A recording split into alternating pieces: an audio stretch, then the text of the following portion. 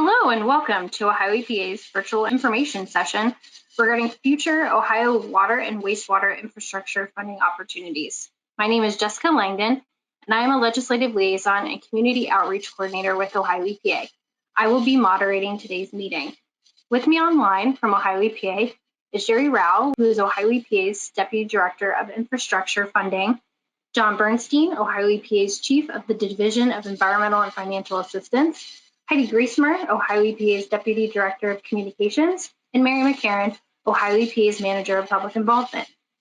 In a minute, Jerry and John will both be presenting. Jerry oversees all of our water and wastewater infrastructure funding at Ohio EPA and has been with the agency for over 30 years. John's division is focused on helping communities and businesses with their environmental needs, including financial assistance. John has been with the agency for 14 years. Now, I would like to go ahead and hand it over to Jerry for the presentation. Thanks, Jessica. Hello, everybody, and we're really super glad that you were with us today. It's kind of a rough weather day here in Ohio, a little bit of a meteorological variety show. We're getting some rain and freezing rain and, kind of all the above here in Columbus, but we're super glad that you are here with us. The number and variety of people that have signed up for this webinar kind of demonstrates the level of interest that is out there for this topic. So I took a quick look at some of the folks that registered, and we've got virtually every level of local government, from villages and cities and counties and local health districts and regional sewer districts and water districts, kind of the whole gamut. We've got our friends with the environmental consulting firms who we rely on as a close partner. We've got technical services providers. We've got environmental groups. We've got regional planning organizations, just interested individuals. And we've even got some folks signed up from other states who are tuning in to see what Ohio has to say about water and wastewater infrastructure funding. So we're really glad that everyone is here. We hope that the weather is okay where you're at and you're safe and warm and dry. And we're going to try to present some information today that we think that you'll find helpful. We really will be focusing in the kind of the second half of the webinar about the latest opportunities available from the new federal infrastructure bill. But before we get to that point, we wanted to kind of lay out some of the framework of funding that is available in Ohio. Let me go back a slide. We're going to lay out that landscape for you, and just so you've got kind of an appreciation of all of the opportunities that are available for funding. We are going to focus in a little bit more heavily on the state revolving loan programs, and John's going to walk us through that. The reason why we're going to take a little extra time with the state revolving fund programs is because you will find out that the funding that's being made available from the infrastructure bill is going to be routed through the state revolving fund program. So the parts that John is focusing in on will be really important for people to understand. So from there, we're going to share some basic information about the Infrastructure Investment and Jobs Act, or the IIJA. That is the federal infrastructure bill. Some good basic factual information that's out there. And then we'll talk a little bit about what we know so far as some of the timelines and some of the processes and next steps that we see throughout the upcoming year and even beyond with administering some of this. And then we really would like to engage you all in some question and answers. So be thinking of your questions as we roll through with the webinar. So I just want to, before I turn it over to John to do a little deeper dive into the state revolving loan fund programs, kind of like to give everybody just an idea of some of the major funding programs that are available, both state and federal programs. These exist already. Many of you are very well aware of it, but we've got some state funding programs, some federal funding programs. Sometimes the lines are a little blurry. between one and another. But under the state funding programs, of course, we've got the two state revolving loan fund programs. Certainly, the Ohio Public Works Commission has been a major funder of water and wastewater infrastructure. The H2 Ohio initiative, we're going to talk just a little bit about that. Very exciting opportunities that have been made available through Governor DeWine's initiative. The Ohio Water Development Authority has been a long-time partner of ours in administering the state revolving loan fund programs. They are a very deeply valued partner and a basic foundational element of the funding framework here in Ohio. There's community development block grants, which is really kind of federal funds, but are administered more on the local level. So we put them over on kind of the state side. As far as the federal funding opportunities, there's been some really new funding that's been made available through the American Rescue Plan Act. We'll talk just a minute or two about that. We are going to do a deeper dive on the new federal infrastructure bill called the Infrastructure Investment and Jobs Act. And then, of course, there's funding that has been made available through the years through the U.S. Department of Agriculture, Rural Development, Appalachian Regional Commission. There's money that's even been available through the U.S. Army Corps of Engineers and directly from US EPA. So there's a lot of different elements to this, and we always want to kind of start off with the big picture, and then we're going to focus in on 4 of these programs in particular. And we're going to turn it over to John now to take us through some slides and talk about the state revolving loan fund programs. All right, wonderful. Thank you, Jerry. Thank you, everybody, for attending today. I think it's a pretty good day to be inside giving a virtual presentation. Hope you've all been safe and staying warm, like Jerry said. I'm going to kick us off talking a little bit about the state revolving fund programs. These are all kind of tied together. Ohio EPA, we are very involved in water and wastewater infrastructure, kind of in all corners of the state. But, I work in the Division of Environmental and Financial Assistance, or DEFA, and we do manage the 2 state revolving fund programs for the state of Ohio. So what are these state revolving fund programs? Well, every state manages state revolving fund programs along with Puerto Rico. We all have a clean water state revolving fund program, which is for wastewater, and a drinking water state revolving fund program for drinking water, just as it was in the title. And these were enabled respectively by the Clean Water Act and the Safe Drinking Water Act. In Ohio, our Clean Water State Revolving Fund is called the Water Pollution Control Loan Fund, and that runs on the state calendar year. The Drinking Water SRF is called the Water Supply Revolving Loan Account, and that runs on the state fiscal year. We do manage these programs in partnership with the Ohio Water Development Authority. A lot of times you might hear us refer to them as our banker. We've got a very long and fruitful relationship with them. Internally, we work very closely with the Division of Surface Water and Division of Drinking and Groundwater at Ohio EPA to administer these programs. Primary customers for these 2 programs, counties, cities, villages, and public water systems. We're looking at local governments as the applicants and loan recipients for the programs. The primary offering we have for these programs are low interest loans below market. So, the loans you're going to get from us are going to be cheaper than what you get, going out in the bond market or looking for private financing. We do have something it's a little newer. It's not really new anymore, but a form of assistance called principal forgiveness. And we'll talk more in depth about that. It's grant-like funding. And, we do receive federal funds for these programs, and that comes with federal requirements. So, a lot of times you might see us talk about Davis-Bacon wage rates, American preference acts like American Iron and Steel, equal employment opportunity, and environmental reviews. There's a whole host of federal requirements that we help to administer. So a little background on the programs. The WPCLF's been around for over 30 years now, and the WSRLA has been around for over 20 years. Very large programs and very well established.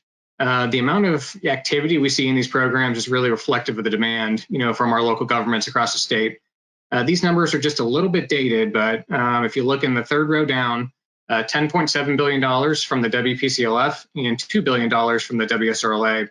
I think to date, we've done actually over $13 billion, and quite remarkable to me, we've done over $2.3 billion in the last 3 calendar years alone. So just an incredible amount of activity, incredible amount of demand across the state. And going down another row, you can see the federal seed money and the state matching funds. We do receive federal capitalization, which we refer to as capitalization grants or CAP grants, and that's kind of the seed for the program. We're required to match those by 20%, often in the form of bonds or state match notes, and we'll cover that in the next slide. But we think we get a pretty good bang for our buck. With that 20% match, there's a lot of federal money that's flowed into these programs over the years. And you see there at the bottom, the capacity. We are required to manage these funds in perpetuity. And we do this fund modeling on an annual basis. For the wastewater fund, it's much bigger. We receive much larger capitalization. We think we can average anywhere in $600 million a year on any given year. Drinking water is growing, and demand's certainly picked up in the last couple of years. And we think that that capacity is somewhere around $150, $200 million a year. So really strong programs, really strong capacity, really strong demand from these two SRF programs. It's kind of the function of the programs. We'll start at the top left and go around clockwise. I mentioned the federal capitalization grants or the CAP grants. In recent years, those grants have been on the wastewater side about $89 million, and on the drinking water side about $27 million. And something we look at and we have to keep a very close eye out on is something at the federal level, mostly in Congress. So these funds oftentimes start out with federal authorization, and on an annual basis, we usually have these programs reauthorized, which allows them to continue at the federal level, typically with some sort of funding cap. Next up would be the actual appropriations coming through Congress, and that sets the amount of money being administered through the funds in every single state. And lastly is allotment. There's allotment formulas for both programs that set the amount of capitalization coming into each and every SRF in the country. We do pretty well for both of our programs, definitely very well for the clean water. Those formulas have changed over the years. It's been pretty steady for the wastewater program, but definitely has a big impact on our capitalization grants. Below that is the state matching funds. That's a 20% match I described, and that's coming from through bonds or through state match notes, with help from our partners at OWDA. So once the money's in, we have a whole lot of process, which I'll cover there in the center circle. But once the loans are awarded, the disbursements are handled by OWDA on a reimbursement basis. So that's going in to fund work that's been completed with your project, whether it's a planning project, design project, or construction project. In time, you will repay that loan with interest. Even though it's low interest, there is still some interest typically, and that comes back into the fund and helps it grow. In Ohio, we've got a very strong program, and not all states do this, but we do. We actually leverage our program and leverage the bond pool with OWDA to actually raise bonds that help to further capitalize the program and help us meet the needs of our borrowers. On the last slide, I mentioned that we do about $600 million, our capacity is about $600 million for wastewater, about $150 for drinking water. We've had years where we've had clearly well over $1 billion in loan demand, and we're able to meet that just through the ability of leveraging the program. So types of projects, we actually took a look at 2021, our calendar year 2021 projects funded through the wastewater program. And a lot of times it's easier to describe what's not allowed, but just to give you an example of what is allowed, most wastewater related projects, whether it's at your wastewater plant, your wastewater collection systems, those are the types of projects we are able to fund through the SRF. Regionalization or consolidation has been a really big focus for the state and for EPA in the last several years. So we've definitely funded new regional wastewater plants where perhaps you're abandoning another plant and bringing that flow into a new regional plant. Just kind of your typical wastewater renovations, your wastewater treatment plant renovations. You might have old equipment past its useful life. We are able to, give you loans to design or construct those improvements. Kind of tied to that first point is sewer extensions to unserved areas. There are a number of areas in the state that just don't have access to public sewers. They might have aging and failing septic systems, and we are able to fund, projects to sewer those systems and send them to an existing wastewater plant. Sanitary sewer rehab, that's a big one for us. We see a lot of aging sewer around the state, whether it's replacement, point repairs, or things like cured in place piping. Those are types of projects we can fund through the SRF. Some of our bigger communities that might be on today, Columbus and Northeast Ohio Regional Sewer District in particular, have taken advantage of the program for pretty good financing deals for large diameter deep tunnels. And those are for storage for wastewater flows until they can be treated for combined sewer overflow communities. Likewise, combined sewer separation, that is a solution for communities that might have sanitary and storm flow in the same pipe. We're able to fund you to separate that. We're seeing more storm sewer projects and kind of stormwater projects with a water quality benefit. There were some changes to the Clean Water Act that kind of opened the door a little bit for storm sewer projects to come through the wastewater SRF. And typically we see a user charge system or a stormwater utility that's able to kind of serve as the debt service for that type of project. Pump station upgrades, that's pretty common for communities with a lot of distance between the plant and collection system or a lot of grade changes. Plant upgrades at the digesters or for odor control. Typically we see those in any given year. Backup generator, we'll talk about that a little bit more, but we've been able to incentivize that with some principal forgiveness in the last couple of years. The state's been very involved in providing principal forgiveness funding for HSTS repair and replacement. Practically every county has taken advantage of funding for us to help assist low-income homeowners repair and replace their home sewage systems. We've got a very well-liked program called the Water Resource Restoration Sponsorship Program, and we're able to use that to, basically help fund wetland restoration and preservation projects across the state. And I kind of alluded to it, but we do planning projects, design projects, and construction projects are kind of the typical methods that we fund your projects. Okay, likewise, drinking water, pretty similar. A little more eligibility for drinking water on who we're able to provide loans to. There's a little bit more ability to fund private individuals or private public water systems with the drinking water program, but by and large, the borrowers tend to be governmental units, so counties, cities, villages, sewer and water districts, and some private public water systems. We've seen a lot of water storage tank replacements, so these might be aging and just structurally unsound, or maybe they need just some painting and refinishing inside. Lots of improvements for HAB, so harmful algal blooms, disinfection byproducts, things that have been kind of on the emerging contaminant radar. We've been able to incentivize and provide some even better financing for these types of projects in the last couple of years. Like the wastewater program, we're also able to fund water treatment plant rehab projects. So maybe you have aging equipment or you just need a brand new water plant. That's an eligible project through the water supply revolving loan account. New water lines, like I mentioned on the wastewater side, we can fund new water lines to unserved areas, and we want to see that. We want everybody in Ohio to have clean and safe drinking water. Water main replacements, typically most communities through asset management might have a certain number of water lines and water mains they want to replace every year, and we're happy to try to help those communities meet those needs. New water treatment plants and wells, that is something we can fund and do fund and have funded in 2021. Interconnections, that kind of ties in with regionalization. So we like to see consolidation or regionalization where it makes sense, but also interconnections are pretty important as a backup safety source of water for public water systems. On the planning side, if you need a master plan or you need to do any planning design, that's totally eligible, and we like to see those projects come through our program. Generator improvements, very important, kind of tied to asset management and just safety and effectiveness of your plant is having wastewater treatment plant generators. Water meter replacements are kind of big in the last couple of years. We think this is also everything kind of ties to asset management, but this can help save you money. It can help you identify leaks and really just better track and source your water with the water treatment plant water meter replacements.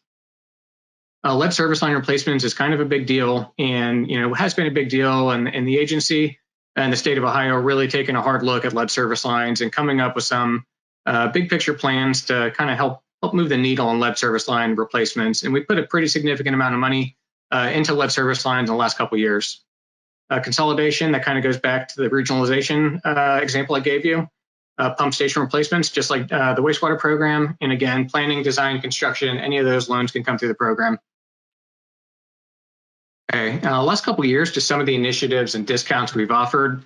These are things sometimes our borrowers are asking for. If they're not, it's something the state sees as a real priority. Combined sewer overflows for about 4 years, we offered over $300 million of 0% financing to communities all across the state to help fund their combined sewer overflow projects. Lead service line replacements, we've been funding them for a handful of years now, but over the last 2 years, we took advantage of a federal piece of legislation called the Water Infrastructure Fund Transfer Act. And that allowed us to transfer some equity from the wastewater program to the drinking water program to be made available as principal forgiveness for lead service line replacements. We transferred $20 million, and that money is well on its way to being spent by a number of communities across the state. Both harmful algal blooms and nutrient reduction, we've been offering and continue to offer 0% financing for that. Likewise, for regionalization, consolidation, shared services, that's definitely getting 0% financing consideration, as well as some principal forgiveness consideration. In the past, we did offer some principal forgiveness for backup power at water treatment plants, and we continue to offer principal forgiveness for backup power at wastewater plants. Septic receiving, we do have some discounts for plants that might need to install facilities to receive septage from their septic haulers around the area. Asset management, we think, is very important for both drinking water and wastewater, and we do have rules for asset management on the drinking water side, but we certainly offer 0% financing for asset management type projects. And lastly, planning and design, we have been offering 0% loans over a 5-year period for planning and design. Just to encourage you to kind of start there. We're happy to work with you throughout the life of your project through planning, design, and construction.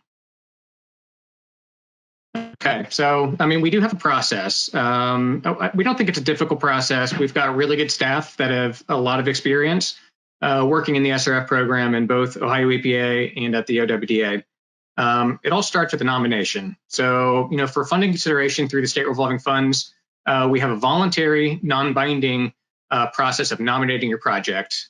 We'd like you to nominate the project. We've got a form and in a time frame. We're actually open for the drinking water program now.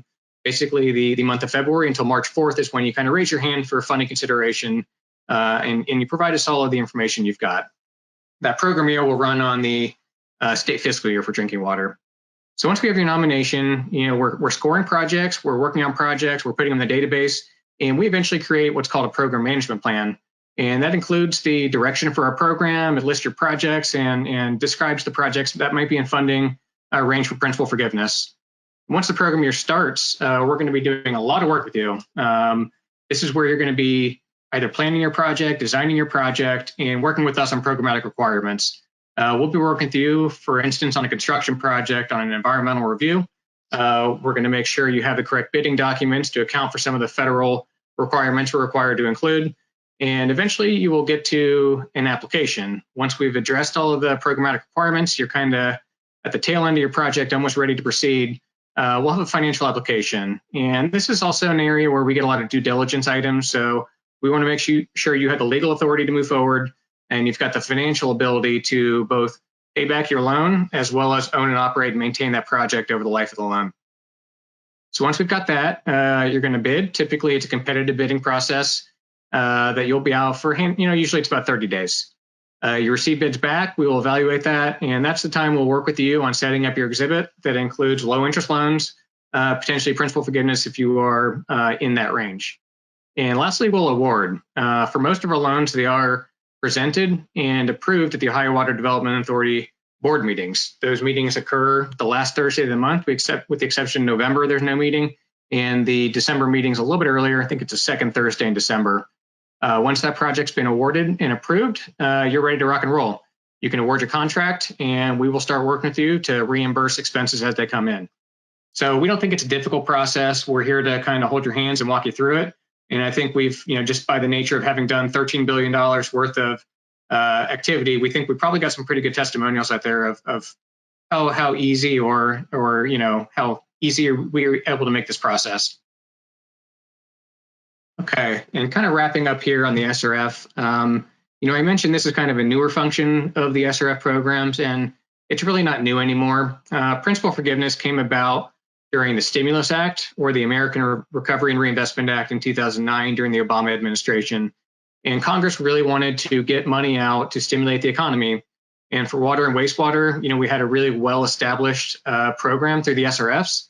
And so that's what they did. They allowed us to use some of our capitalization grants in the form of principal forgiveness, and it continues to be a component of our programs today. It is a function of Congress and the appropriations in both the Safe Drinking Water Act and the Clean Water Act. They set a minimum and a maximum amount that we're able to approve each year. And for both programs, we typically make the maximum amount of principal forgiveness available. On the wastewater side, it's been close to $35 million a year. And on the drinking water side, smaller program, it's about $13 million a year as principal forgiveness. So it's a loan agreement. It's in the form of a loan, but it doesn't need to be repaid. So it really is a grant. We just don't call it a grant. We do have affordability requirements. So, these funds tend to target smaller and disadvantaged communities. And something we've really emphasized in the last 4 to 5 years is just the concept of readiness to proceed. We think it makes a lot of sense for us, for you, for your benefiting population, for the community, just that you've done your homework and that your project's ready to proceed. You've notified the public of the project. They understand the project, what's coming down the pike. You've done your homework on any, increase in the user charges, things like that, and you've got your permitting kind of in hand. That's really what we're looking for when we talk about readiness to proceed. The programs definitely focus on water and wastewater infrastructure, whether it's communities that just don't have infrastructure or need improvements to water and wastewater infrastructure. It's really targeting projects that address a water quality issue, whether that's a wastewater quality issue or a drinking water quality issue. For about the last 6 years, we've done a big focus on home sewage treatment system repair and replacement. We give principal forgiveness grants or loans to local health districts all around the state. In the last 5-6 years, it's been about $10 million a year to assist low-income homeowners repair and replace their systems. Typically, these are people who might not have any other option. There are no public sewers, and they just can't afford it. These are people that are well below the poverty level, the federal poverty level.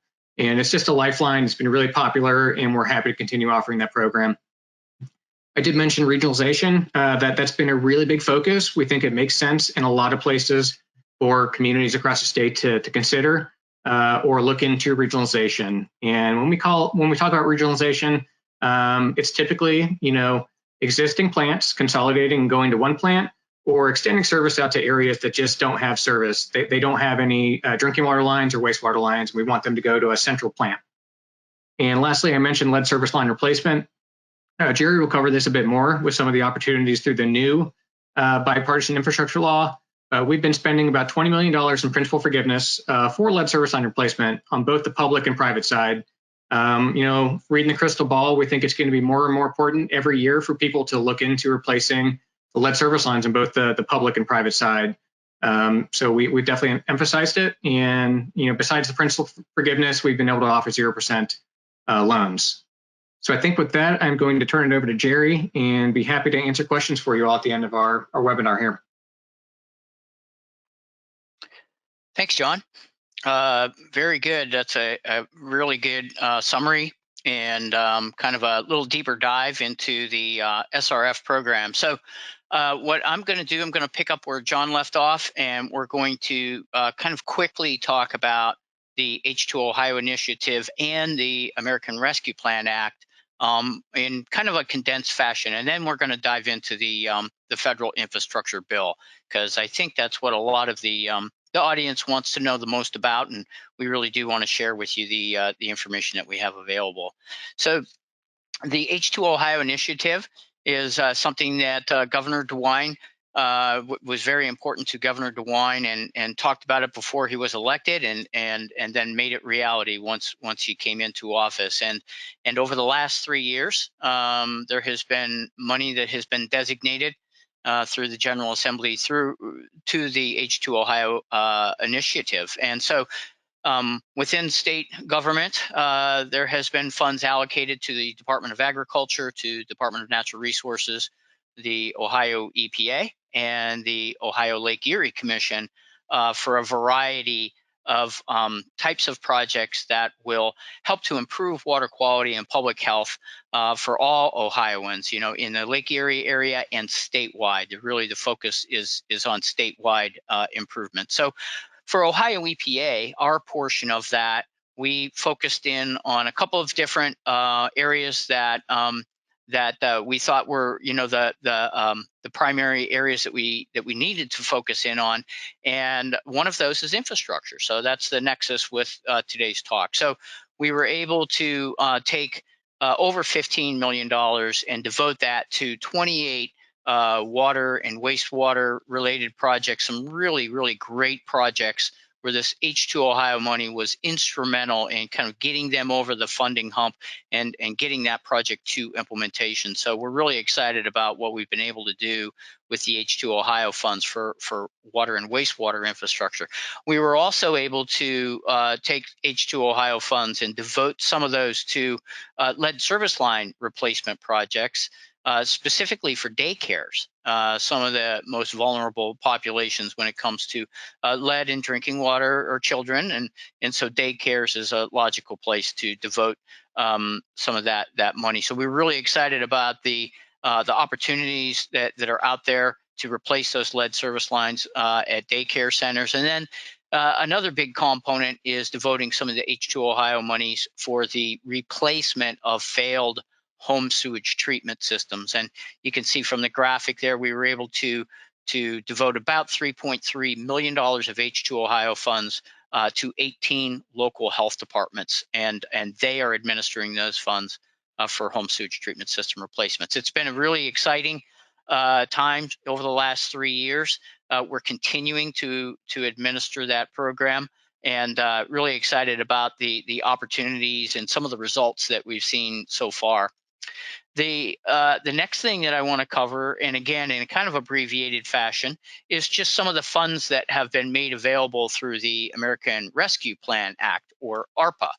Now, these funds, the American Rescue Plan Act was signed by the president. It's a federal act, and it was created in March of 2021, so it was just less than a year ago, and it is another in the line of the coronavirus relief packages that the federal government came up with. One of the things that was different about the American Rescue Plan Act was that, number one, it created a special pot of funds that they call the state and local government's fiscal recovery funds.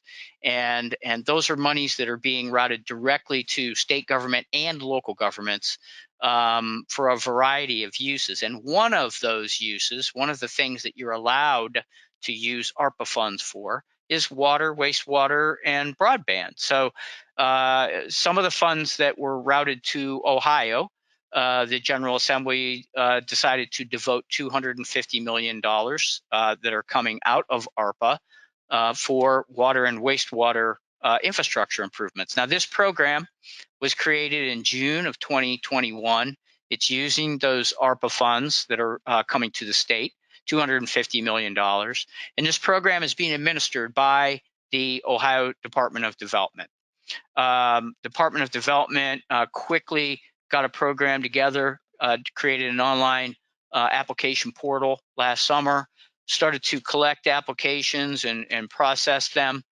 And then there's already been 3 different iterations of grant announcements that have come out. So the initial $250 million that has been made available in ARPA funds has already been announced, and those projects are being advanced into grant awards and to actual project implementation. Some great things that have come out of that. Again, this was administered by the Ohio Department of Development. They were able to devote these funds to 183 different projects all throughout the state. I think every single county in the state got there was at least one award, I think multiple awards. So the funds have really been spread out, and it's a wonderful opportunity that a lot of those recipients were able to take advantage of. Would like to move on now and spend the remaining part of this webinar to talk about the Infrastructure Investment and Jobs Act, which is basically the federal infrastructure bill that so many of you have heard about. It's been a long time in the making, a federal infrastructure bill. It's been talked about nationally for the last 4, 5, 6 years, and it finally has come to fruition. It is called the Infrastructure Investment and Jobs Act, or IIJA. You will hear it referred to in a number of different terms. They're all kind of interchangeable: the federal infrastructure bill, the bipartisan infrastructure bill, the bipartisan infrastructure law. It's all referring to the same thing. So you may hear those terms kind of interchangeably. It's a enormous piece of legislation. $1.2 trillion is coming out of the IIJA for a wide variety of national infrastructure. So this isn't just water and wastewater. This is for roads and railroads and ports and passenger and freight rail, airports and other ports, and just a wide variety of infrastructure. So I really do think it's important that folks understand that out of this $1.2 trillion infrastructure bill, there's some fantastic opportunities that are going to be there for water and wastewater, but that there's a lot more to it than just that. So now we're going to focus in a little bit more out of this federal infrastructure bill, like how much of this money is being routed through U.S. EPA, the U.S. Environmental Protection Agency. Well, overall, there's about $60 billion that's in a variety of environmental programs that's coming through U.S. EPA. The biggest one is for water and wastewater infrastructure. So you see at the top there and in red, that's the one we're going to spend some time on. $44 billion is being allocated through the federal infrastructure bill to the state revolving fund programs. So these funds are going to be used through grants, principal forgiveness, and loans. A substantial part of this will be loan funds for water and wastewater projects. But you see that there's other things that are going to be funded through the federal infrastructure bill. There's clean school buses. There's a lot more money that's put into the Superfund program and brownfield remediation.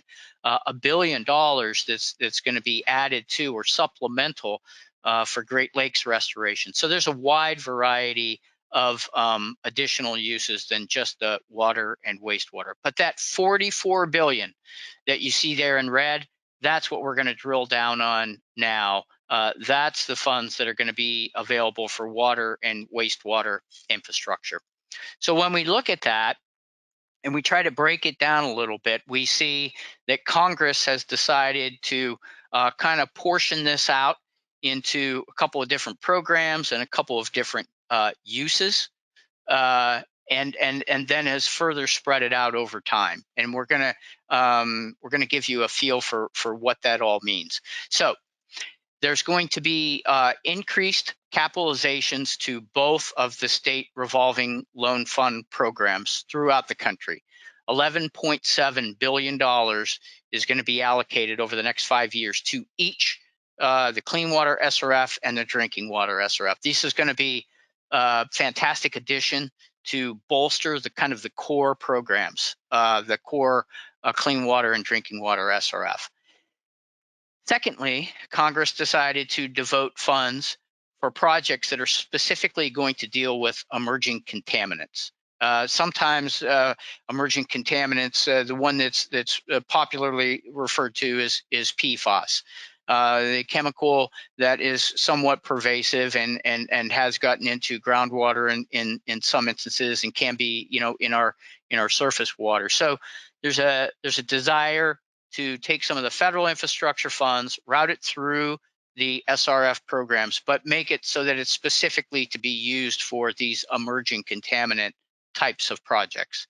And then a third kind of program area is to deal with the lead service lines that we have throughout the country. And so Congress decided to take $15 billion and route it through the drinking water SRF programs nationally.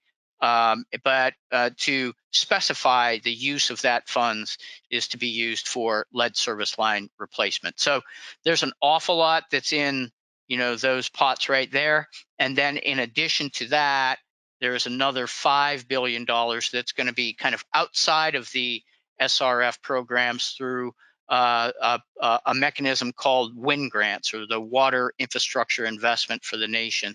It's a different type of grant. And we're not going to cover that one today, but wanted to mention it. So all of this spending is supposed to be supplemental to regular appropriations. So John indicated on one of his slides where he was talking about the SRF programs that the programs annually get some federal seed money. Well, the infrastructure bill is supposed to be supplemental to that. It's supposed to be in addition to that. So we're hoping and we're thinking that we will continue to get our regular appropriations on top of the infrastructure bill money. This slide here just kind of graphically shows you what the previous slide was talking about. So, what I like to say is we have 2 programs, we have 3 purposes, and we have 5 pots. So the 2 programs are the Clean Water SRF and the Drinking Water SRF. The 3 purposes are base program, to supplement the base program. That's 1. Number 2, another purpose is emerging contaminants. And number 3, the third purpose is for lead service line replacement. So the 5 boxes here indicate kind of the pots of money that is going to be routed through US EPA for the 2 programs and the 3 purposes. Just a little deeper dive on these 3 purposes before we start to look at some Ohio-specific numbers. So the increased capitalization to the base programs, the base SRF programs, as I said, $11.7 billion nationally is going to be going to each of the SRF programs. These funds are going to be spread out over a 5-year period, 2022 through 2026. And there's going to be slight increases each year throughout that period of time. The allocations have already been prescribed. So the states have a pretty good idea of what each state is going to get. And so we do as well in Ohio, and we'll show those numbers to you in a minute. The state is required to come up with a 10% match of the funds that we get from the federal government. This is not our applicants, but we, the state, are required to come up with a match. We anticipate that we'll do that through issuing bonds and or notes over the 5-year period of time. These funds can be used for any eligible SRF project. Okay, so this is to supplement the core of the program. Now, one of the things that Congress did in the infrastructure bill is that they mandated that additional subsidy, that's a term that they use, is provided for 49% of the capitalization grant. So what that means, what additional subsidy means in real terms, is that we are to use 49% of these funds that are made available to us as principal forgiveness to disadvantaged communities, those types of community projects moving forward. And so that number is very specific, that 49%, and we're going to have to figure out how we're going to comply with that, but we'll take care of that. And but we just wanted to get that point across. It's not all grant money. It's not all loan money. It's going to end up being roughly about half and half. All of the SRF requirements apply. So all of the standard processes and procedures that our applicants follow when they get SRF loans, they'll apply to these funds. Moving on to that next pot of money, the next purpose, the grants that are going to be available to the state for emerging contaminants. Congress made $1 billion available for the Clean Water SRF, $4 billion available for the Drinking Water SRF. These will be spread out over that 5-year period of time. The allocations are based on a formula, so they're pretty much set, and we have an idea of what those funds are going to be for Ohio. There's not going to be a state match that's required for these funds. That's a good thing. These funds have been, since they've been directed by Congress, they can only be used for projects that are dealing with emerging contaminants. So we are still waiting from some guidance from US EPA on this, and we'll be sharing that guidance with all of our interested public as soon as we get it. Now, for these 2 pots of money, the one that's going into the Drinking Water SRF and the Clean Water SRF, Congress has mandated the additional subsidy to be up 100%. So we're going to be administering all of these funds as principal forgiveness or our grant-like funds. So we are looking forward to having the ability to do that. And then once again, just want to reiterate that all normal state revolving fund requirements will apply to these monies. Lastly, and this is going to be a really exciting opportunity, is the money that's coming to the state and is going to be available for lead service line replacement. So this is a big pot of money, $15 billion that's going to be available nationally for the drinking water SRF programs. Once again, it'll be spread out over a 5-year period of time. So each year, the state will have the opportunity to apply for these funds and receive them from US EPA. Allocations are based, again, on the drinking water SRF allotment formula. So we know what Ohio is going to get. There is no state matching funds required for this pot. That is a good thing. These funds can only be used for the design and construction or implementation of lead service line replacement projects. So it is important to note that. That's what these funds are to be used for. The mandated additional subsidy for this set of money is 49%. So this is very important. This is not all going to be grant money. It's going to be a combination of principal forgiveness and loan funds. And we're really going to have to put some thoughts, and we'd like your thoughts if you have any, about how best to administer that, and especially the loan funds that are coming along with that. There is some potential for a reallotment of this money in the later years of the Federal Infrastructure Act, meaning that it is possible that some states will not take advantage of this money, and for those states that don't take advantage, those funds could be pooled and may be available for redistribution. So I just added that point to let you all know that Ohio may have the opportunity to apply for additional funds. And then once again, all SRF program requirements apply. So this is what it looks like. This is what probably a lot of people are interested in and concerned about. These are the rough estimates of Ohio's portion of the federal infrastructure bill that's going to be coming to the state revolving funds. So there's a lot of numbers there. If you didn't already realize, the PowerPoint is available as an attachment. So I think you can see it, and you'll have plenty of time to digest this. But let me just focus your attention on a couple of things that this slide shows. First, the green columns indicate the funds that are going to be coming to the Clean Water SRF. The 3 blue columns indicate the funds that are going to be going to the Drinking Water SRF. So with the 2 green columns, one is indicating the monies that are going to be coming to the base program, and then the other one is indicating the new money that's going to be available to the Clean Water SRF for projects related to emerging contaminants. If you look at the 3 blue columns, there's the core program for the Drinking Water SRF, there's the emerging contaminant money that's going to be available, and then there's the money that's going to be available to Ohio for lead service line replacements. So the numbers that you see on this page are Ohio-specific numbers. They are our best estimates. So there could be some changes in these, but we wanted to show folks these as far as how these break down. So at the bottom of the table there, if you look, you'll see these bolded numbers, and this is going to be the funds that are going to be coming to Ohio for each one of these 5 pots of money that's available over the 5-year period of time.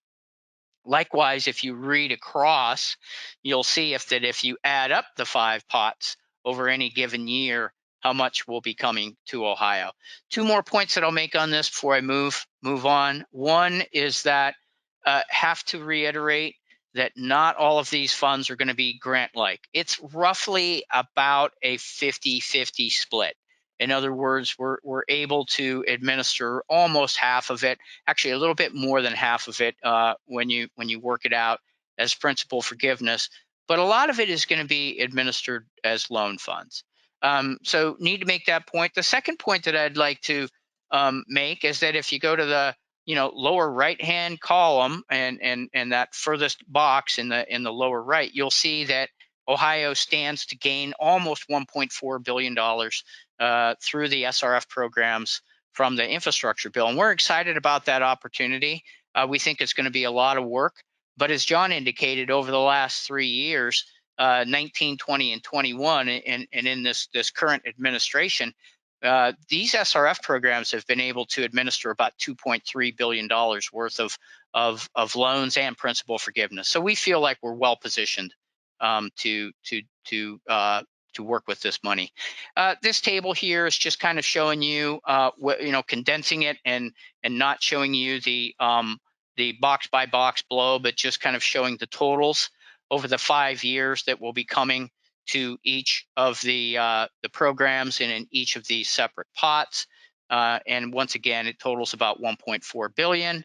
Again, kind of looking at a pie chart, I just thought if you wanted to look at this in terms of like what are the percentages of this overall 1.4 billion that are going to be for these designated purposes, what you'll see here, there's three things I'll point out.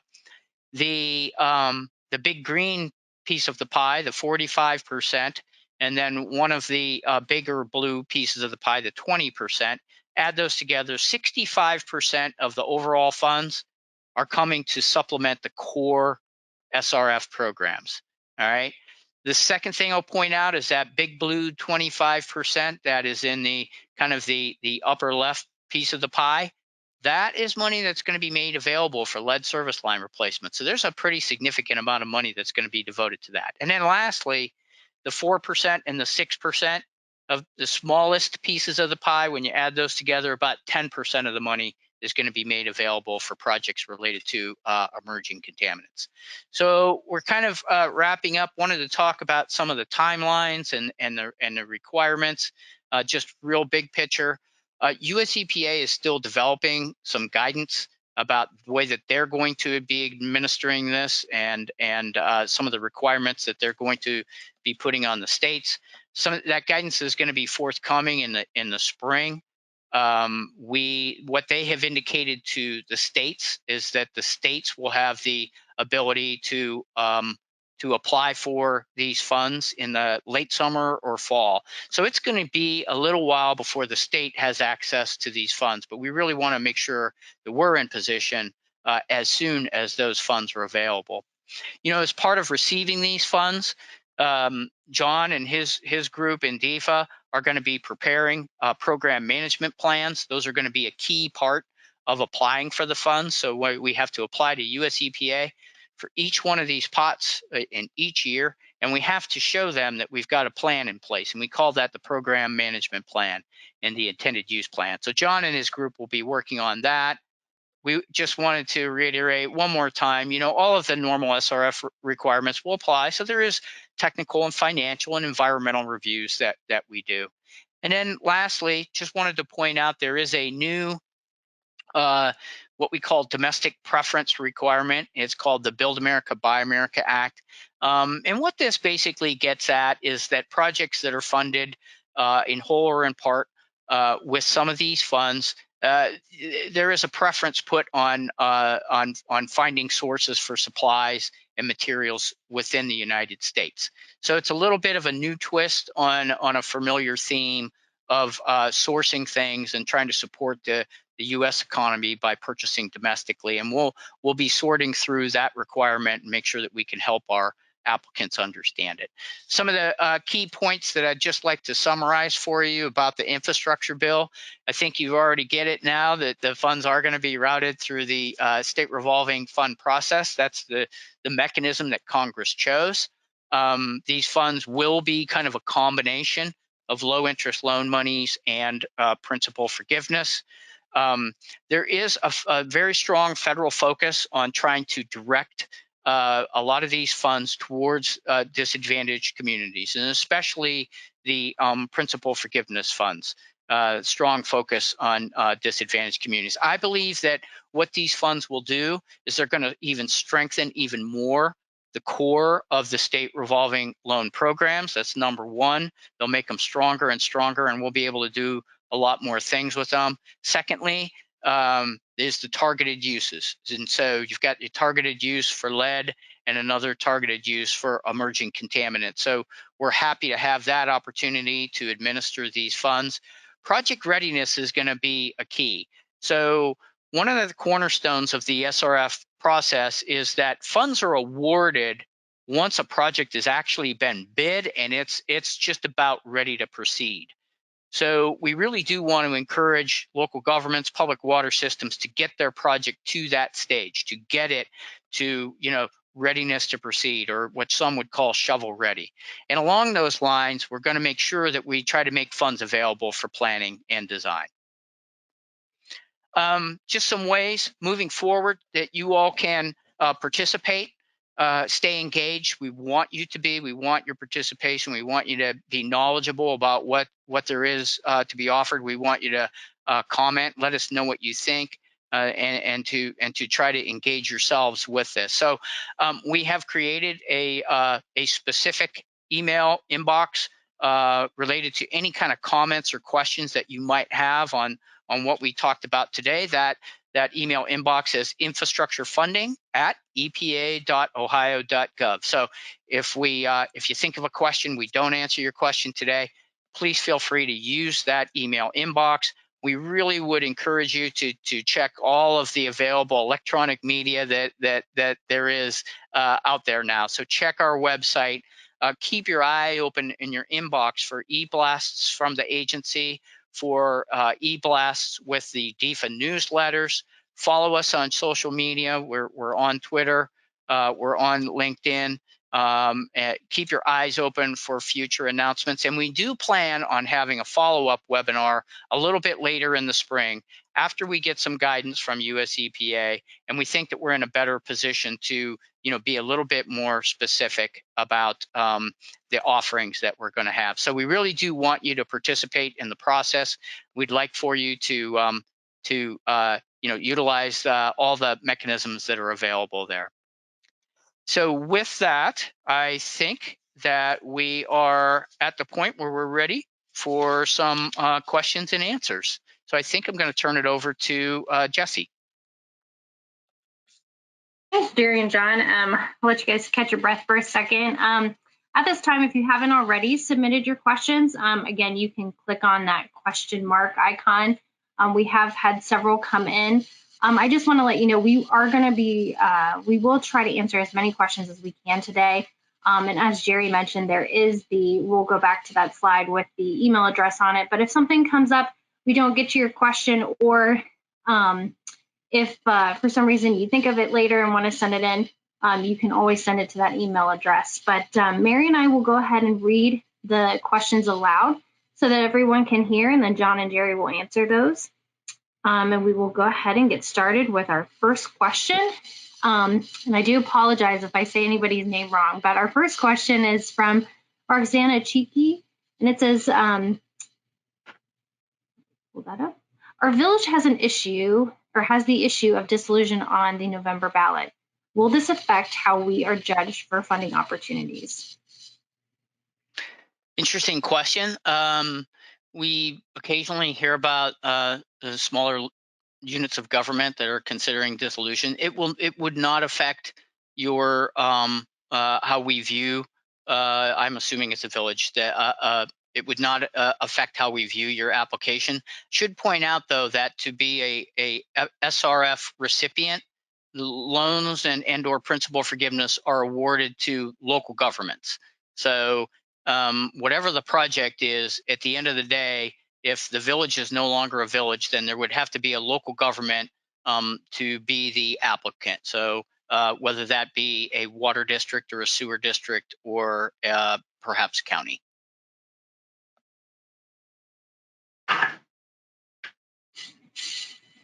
All right, thank you.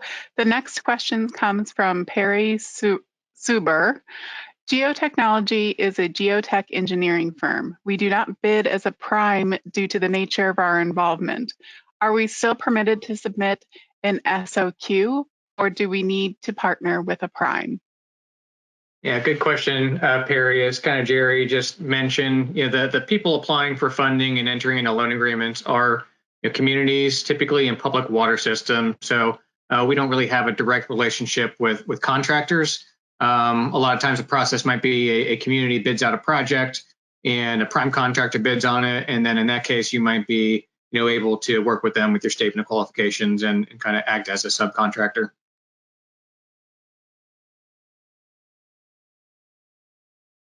Thanks, John.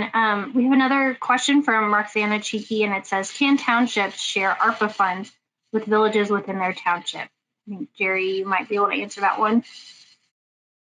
Yeah, so first I should point out we are not the ARPA experts. The ARPA funds were not administered through us, but I do have some familiarity, and I would recommend that you route that question to the Office of Budget Management here in Ohio, and there's a really good person in the Ohio Grants Partnership, Stacy Massey, that I think is very knowledgeable about the ARPA bill and what is allowed to do, to be done. I have heard that there is some ability for local governments to transfer money from one unit to another, but you really want to get the specifics from someone that knows better. So my recommendation would be to contact OBM, the Office of Budget Management, and someone in their Ohio Grants Partnership, really knowledgeable group of people. Thanks, Jerry. We have another a clarifying question from Jennifer Lyle. She is asking, what is meant by with discounts? I think that question came up maybe when John was going through the SRF slides and was talking about some of the initiatives that the state has been involved with over the years. So the heading on the slide was Ohio EPA initiatives with discounts. So, the SRF programs are at their heart. They are a below market interest rate loan program. And so when we say with discounts, that means that we have offered some discounts even below the below market interest rate loan program. So John's flipping back there, or you could keep going a couple more slides. One or two more. There you go. So that was it right there. Initiatives with discounts. So you've got market rates that communities could get if they were going out on the bond market, and then you've got below market rates that the SRF programs have to offer, and then we have interest rates that are even lower than that for small and disadvantaged communities. And then some of these initiatives that you see here, we may offer a interest rate perhaps as low as like 0%, because it's something that we really want to encourage more communities to do.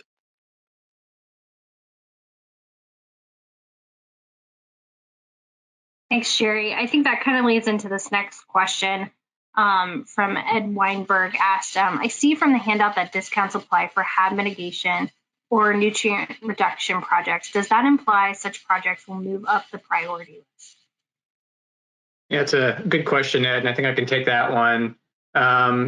It could make you move up the priority list. What we try to communicate to the public at large is we are not fund limited. We have a capacity of $600 million on the wastewater side and $150 million on the drinking water side, but we've got the ability to raise more funds. So anybody that applies, we think we can fund them if they meet programmatic requirements.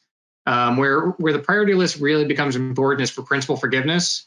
There's a lot less principal forgiveness available and very, very strong demand.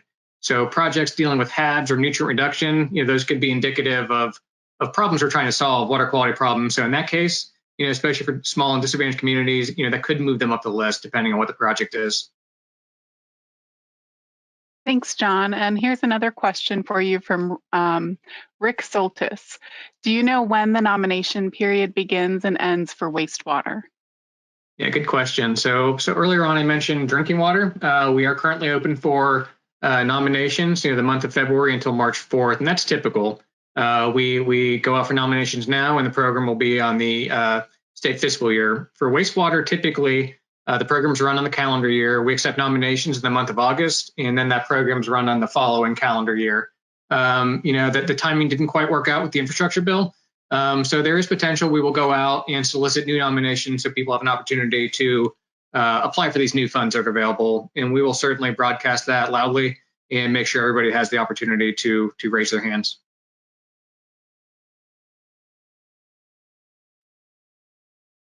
Thanks, John. Our next question is from Donald Ram, and he says, I represent the city of Independence. Our water main pipes are locally owned by our city.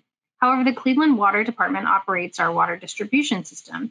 They control everything pertaining to the operation of the system. We routinely replace our old deficient water lines via our 5-year capital plan and usually have 100% our local city cost, but would be very interested to submit the financial assistance for this work because these are expensive projects. Would the EPA require the applicant to be the City of Independence or the City of Cleveland Water Department or both? Yeah, really great question, Don. And we might have had some discussions with you or Cleveland Water about this project.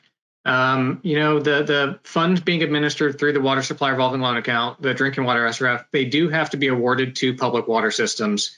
So I know we've got a handful or more than a handful of communities out there that are kind of in this relationship. So we'd be happy to talk with you offline, but kind of the quick answer, it would need to be the public water system. Sometimes what we see is perhaps an intergovernmental agreement between the two entities, so that one entity could take out the loan that's benefiting the other community. But we'd be more than happy to talk to you about that on a call. Thanks, John. Jerry, this question might be for you, and it's from Ryan Andrews. Regarding lead water service replacement funding, can that be made available to communities that do not have their own Ohio EPA public water system, but still have maintenance responsibilities for water? I looked into this once for an older suburb of Columbus, Grandview Heights, which has lead service lines and is responsible for maintenance of the water infrastructure through their service agreement with Columbus, but don't have their own public water system because they are part of Columbus's public water system. Yeah, good question. I think that really closely relates to the one that John just answered. So we are required to award the drinking water SRF financial assistance to a public water system. And so if the suburban community is not a public water system, then we probably have difficulty there. However, there may be a way to still work with the project by working with the public water system that it's a part of. So I think that's worth taking a look at in a little bit more detail offline, because I think that is going to be a not uncommon scenario where you've got a regional water provider that is the public water system. They are the public water system. Within that system, there's a lot of individual municipalities that have lead service lines. So let's continue that conversation. And if there is a barrier there, let's see if there is a way that we can work with that. Thanks, Jerry. Our next question is from Kevin Larson, and he asks, is there any focus on anaerobic digesters for renewable fuel distributed generation or GHG reduction projects?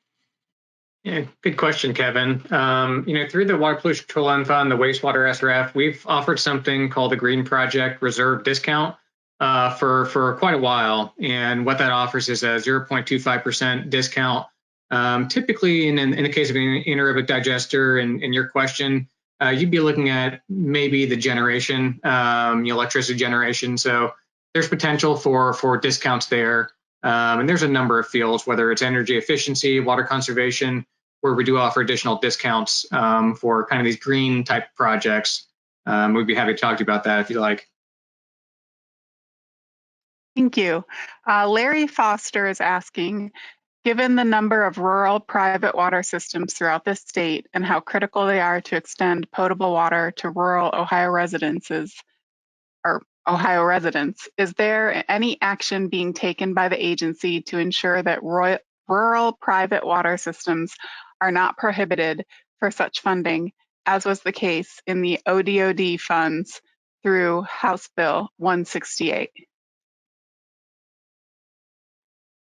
I'll take a shot at that. So these funds again are coming through the SRF programs. The eligible applicants for drinking water is pretty clear.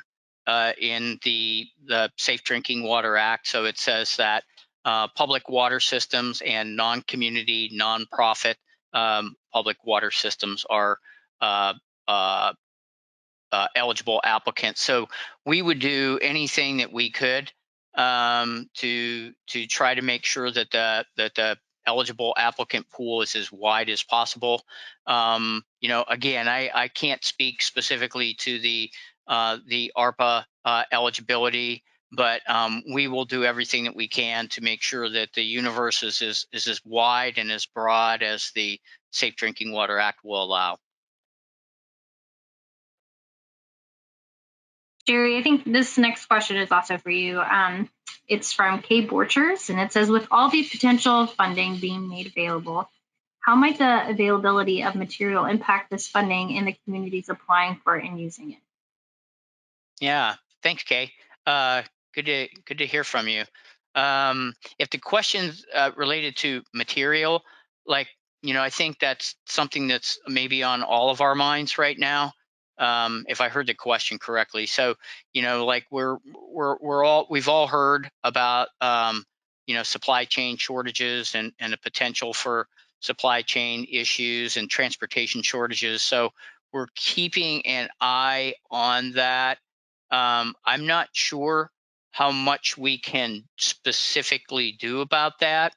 However, one good thing about the infrastructure bill is that this funding is spread out over a 5-year period. So this really isn't, like a one and done type of scenario. We will be administering these funds for the next, I would say, 5 to 7 years.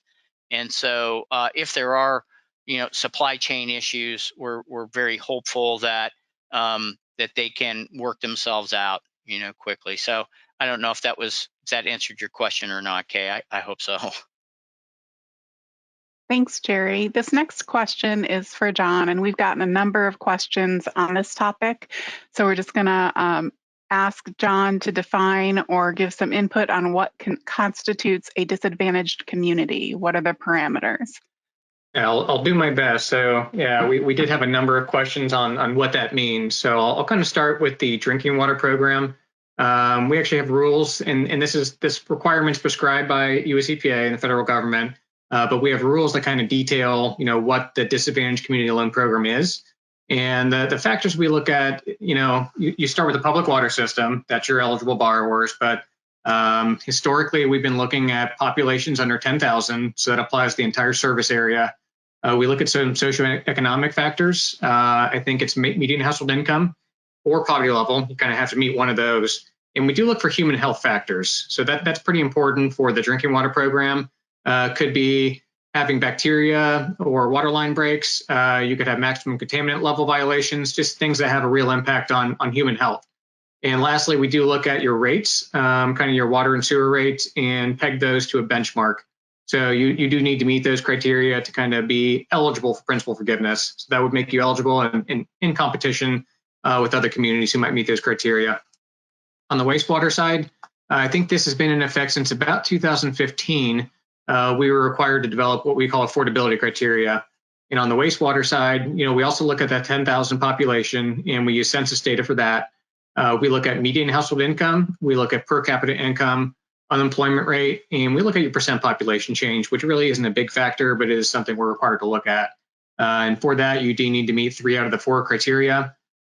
Typically, these are incorporated areas or counties. So counties serving perhaps an unincorporated area that meet these affordability criteria to be eligible for principal forgiveness. There's a chance we'll look into it. We don't have all the answers on the requirements of the bipartisan infrastructure law, but we'll be looking into these, disadvantage criteria and how they kind of affect or impact the upcoming funding.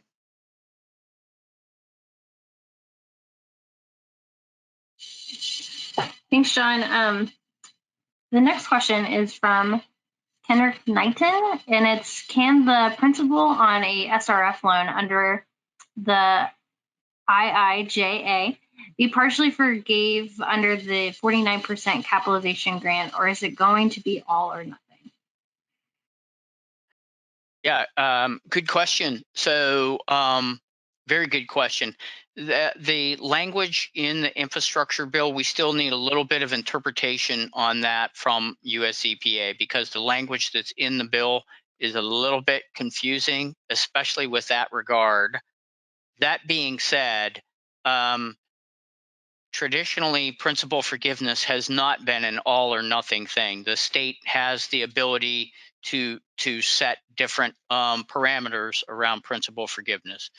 And for example, currently the way that the drinking water program currently works is that most principal forgiveness awards are 50% of the total project cost.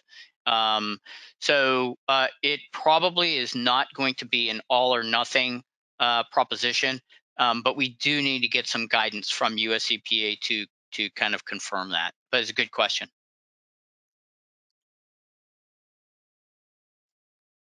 Thank you. This question comes from Tim Warren. Can you describe why Ohio EPA's allocation of drinking water-based funds is so much less than clean water-based funds? Jerry, can you answer that one? Sure, I'll do my best. Good question, Tim. I'm glad you're with us here today. There are two allotment formulas, one for each program. Under the clean water, Ohio has been getting about 5.5% of the national allotment. Under the drinking water program, that percentage is much less. It's more in the neighborhood of 2.5 or 2.7%. So there is a difference between those. I think Tim's question is why, and the answer to that is that for the clean water SRF, that larger proportion, that 5.5%, that has been in place ever since the late 1980s. And that allotment formula has not changed. That has actually worked to Ohio's favor. And it was based on a series of parameters that were in place back in the late 1980s. So Ohio has benefited from that.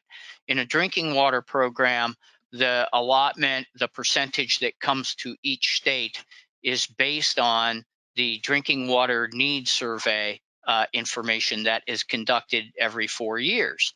So all the states evaluate what their needs are.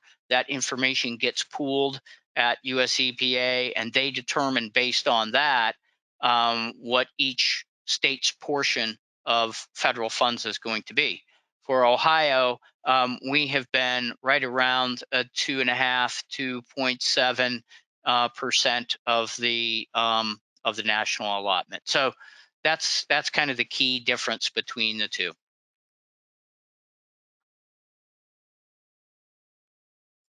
Thanks, Jerry. Our next question is from Ken Christ, and he asked, lead service line principal forgiveness money requires both public and private lead lines to be replaced. Are there requirements as to the timing of the replacement of the private line to the public line? For example, if the public portion was renewed previously under a different program or requirement, is it the private line eligible to be replaced now under a current program? Yeah, another good question, Ken. And I'll just mention real quick, I've never seen so many questions on a webinar, so keep them coming. We like it. We get to keep these questions, and it gives us a lot to think about. So thank you.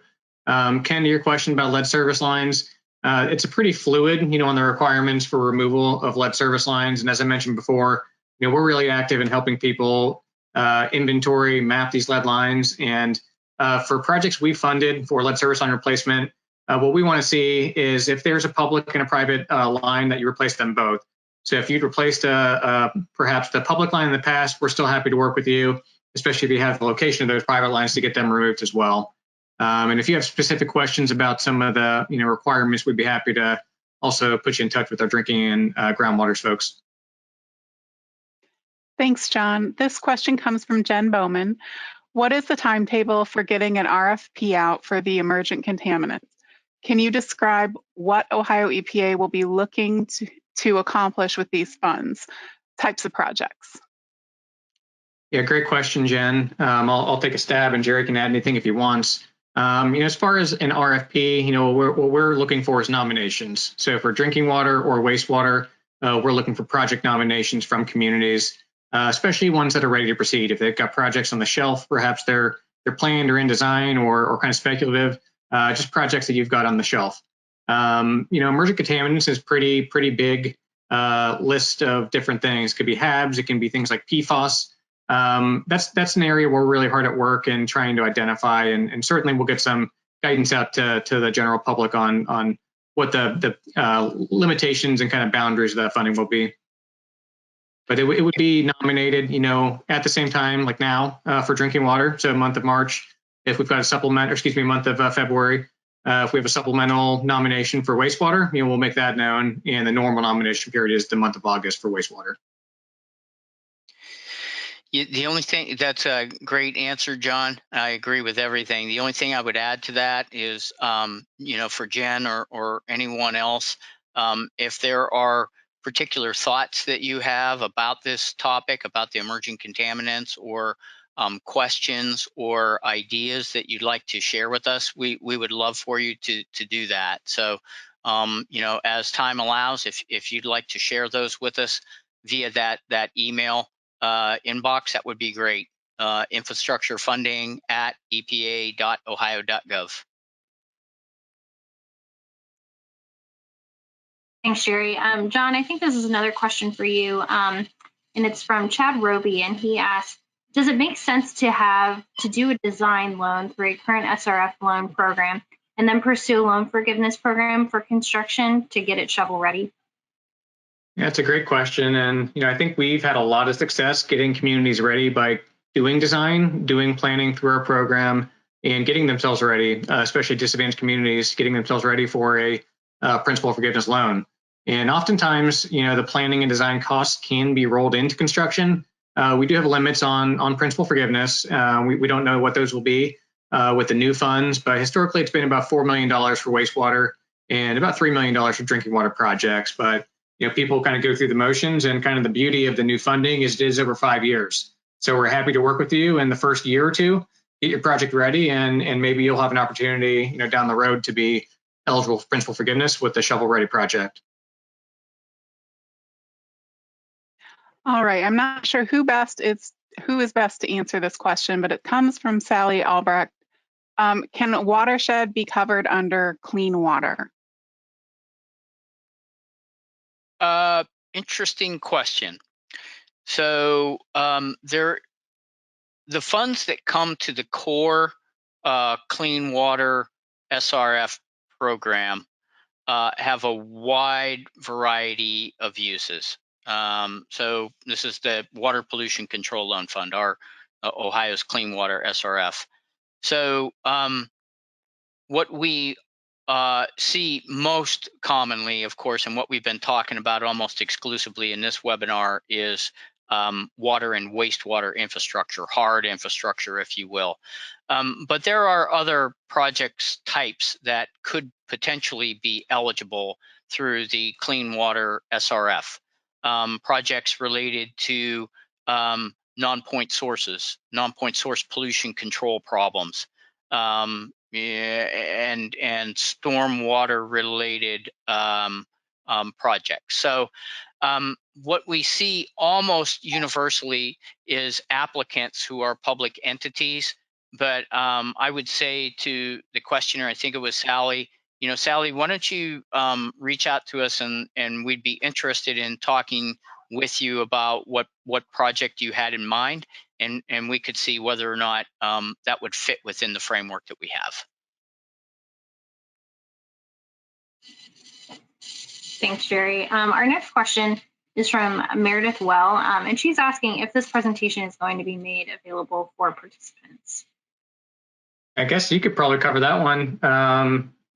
Jesse, I think it can. I was going to say, after I read it, I'm like, I think this is something we can provide. But yes, if anybody was wanting to get a copy of this, we are, as I mentioned at the beginning of the session, we are recording this. So again, I think it's twofold. Is that one, again, if you would like to have the presentation, please feel free to email. You can go ahead and just email the infrastructure funding at epa.ohio.gov. I think that'll be easy for folks, just so then you have one email to remember. but also any questions and things that you have from this presentation, again, refer back to that email, the infrastructure funding at epa.ohio.gov, because again, that's kind of going to be our all around kind of knowledge source. And again, we'll be happy to get you a recording if you would like a copy. Yeah, and if you're looking for the PowerPoint and the fact sheet are available as handouts too. So if you look in your information bar, there's a little drop down menu you can pull down and download the fact sheet and the PowerPoint as well. Thanks, John. This next question I think is for you, John, from Clint Zimmerman. He's asking a clarification question on shovel ready. Does shovel ready mean it has already gone to bid, or does it mean it is ready to go to bid?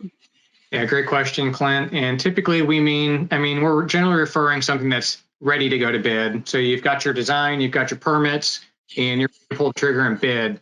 When you're going through the SRF program, we've mentioned a couple times, there are a lot of federal requirements that you're going to have to follow and incorporate into your bid documents. So we want to be involved if you're looking for funding, just to make sure you incorporate things like American Iron and Steel, the Build American, Buy American Act. Once we have more details on that, Davis-Bacon wage rates, I think I mentioned that, and a handful of other items. So shovel ready, really we mean ready to go to bid.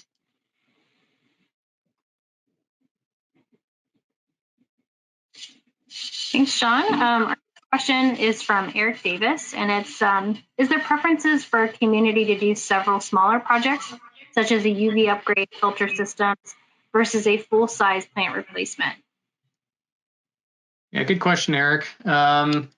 We can fund either of those types of scenarios. What we require through our program is a cost effectiveness, analysis. So we're looking to make sure the community is selecting the most cost effective method, environmentally and financially. So if it makes more sense, if you've done the life cycle analysis and it makes more sense to do a full size plant replacement, that's probably what we would like to see. But we would review your facility planning, make sure we're on the same page as the applicant prior to moving forward. So certainly we can work on just small repair and replacement projects, but if the whole facility is past its useful life, it might make more sense to do an upgrade. Thanks, John. And I think this next question might be for you, from Robert Monroe. Can you provide examples of how my project or a project can qualify for principal forgiveness under regionalization? Yeah, Robert, we'd certainly be happy to provide you some examples. I think we've got a pretty good history or a number of projects over the last 5 years we funded through regionalization. Typically on the wastewater side, we're looking for somebody that's already met the affordability criteria to be the kind of applicant and helping smaller, plants either consolidate and tie in, or you're maybe reaching some small and disadvantaged areas. I think Nelsonville down in Southeast Ohio and Hockin County is or Athens County, a really good example. They've tied in, expanded their plant, and tied in a number of areas that are unsewered and had failing septic systems. If you want to get in contact with us, we'd be happy to kind of help walk you through the requirements and maybe some of the different scenarios we've seen over the years. Thanks, John. Our next question is from Catherine Kleinhans, and I believe we spoke about some stormwater projects, but she was asking, would stormwater infrastructure projects be eligible? Yeah, I can take that. And John, if you want to add anything, stormwater projects covers a lot of territory, right? And so I want to put a little caveat here because sometimes when people are talking about stormwater, they may be referring to, green infrastructure projects. Other people may be talking about flood control. Other people might be talking about just kind of very, very, conventional storm sewer. So, but that being said, stormwater related projects can be eligible through the Clean Water SRF programs, or the Water Pollution Control Loan Fund, as we call it in Ohio, with a couple of caveats. One is that that stormwater project should have some water quality benefit related to it. Most stormwater projects generally do. The other kind of caveat is that once again, this the SRF programs are loan programs at their core. So if a community came to us with a stormwater related project, we'd be happy to entertain it. We have funded some stormwater projects in the past, especially more recently. But we have to have a dedicated source of repayment if there's a loan involved. So if there's borrowing, we've got to be able to identify a dedicated source of repayment. We've had some very successful examples of that with some stormwater districts and some cities that have stormwater fees. So they've got a revenue generating ability, and they can come to us and borrow funds for stormwater projects if they can demonstrate an ability to repay. Thanks, Jerry. I think this question might be for you as well. It's from Yvonne Subel. I believe previous infrastructure funds were available for anything eligible for SRF funds. As I read it, this included chemical feed equipment. Would this also cover things like chlorine scales, etc.? Yeah, my answer is going to be yes. And so I think when John was talking about the SRF programs, he gave that flavor of kind of like the things that were funded over the last year. I mean, almost any capital improvement that is related to the wastewater enterprise or the drinking water treatment and conveyance and storage enterprise is an eligible activity. So we try to be much more inclusive than exclusive. So I think my answer to Yvonne would be yes. That's definitely sounds like it could be a eligible component.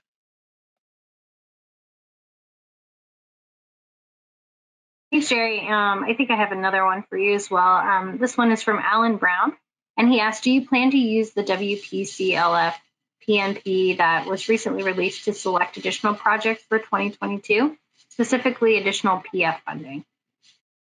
Hey, Alan, how are you? Glad you're with us today. That's a great question. What Alan is referring to is the Water Pollution Control Loan Fund. Operates on an annual cycle. Both programs operate on an annual cycle. The agency and John just produced the final program management plan at the end of December, beginning of January for the WPCLF. Alan, we are not exactly sure if we are going to be able to use the federal infrastructure dollars and just overlay them over the current program management plan, or if we need to supplement or amend the current program management plan. So that's a great question. It hasn't really been completely decided yet about how best to do that. As a general comment, I would say that it's going to be our desire here at Ohio EPA to try to get access to these funds as soon as we can, and to try to make them available as soon as we can. So it would stand to reason that anyone that's already on the priority list and on the intended use plan is probably in good shape, and they don't need to do anything more, with regard to that. But we'll just have to see whether we can take this new federal infrastructure money and overlay it without any modifications, or if we do need to modify the plan. Thanks for the question, though. That was a good one. Thanks, Jerry. This next question comes from Wendeline Levy, asking, will the U.S. EPA guidance and Ohio application to receive its share from the Infrastructure Act happen in time to actually use the allotted 2022 funds of $102 million from the WPC SRF base program? Yeah, I think I understand the question. So, if I understand it right, it's a good question. So we're already in 2022, right? And we have to wait on guidance, and we're talking about, I think some of the slides, they showed guidance in the spring and getting access to the funding in the fall. So as I said, we're going to try to do this as quickly as possible. We actually have some grace period to apply for these funds from US EPA. So we're not worried about losing access to those funds.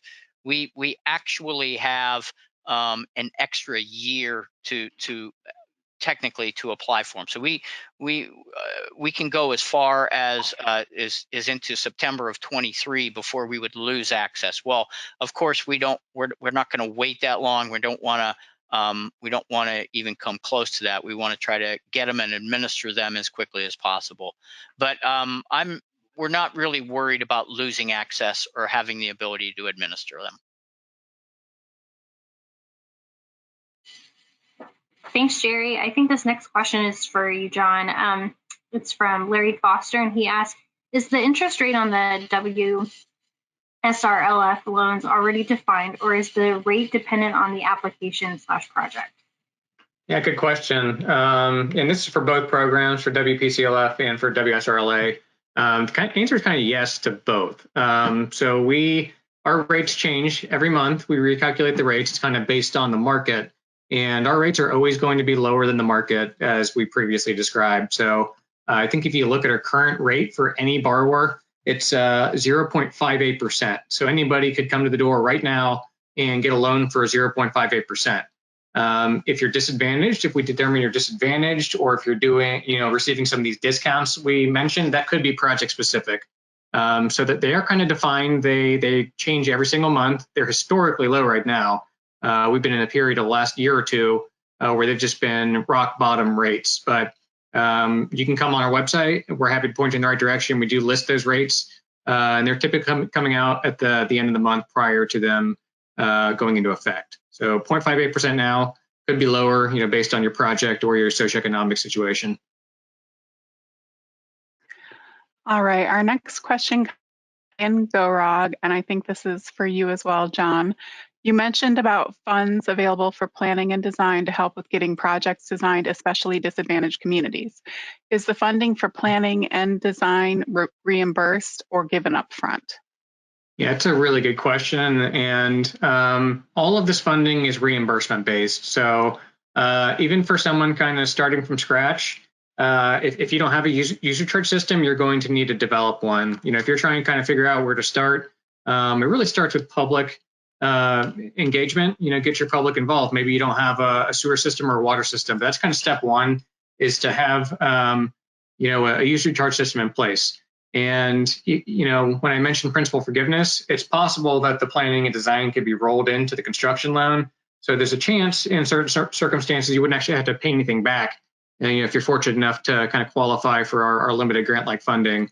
But everything is reimbursement based. So we would work with you, kind of check the books and do our due diligence just to make sure you've got the funds in place that if the need were to arise, you could repay the loan, and definitely to operate your system.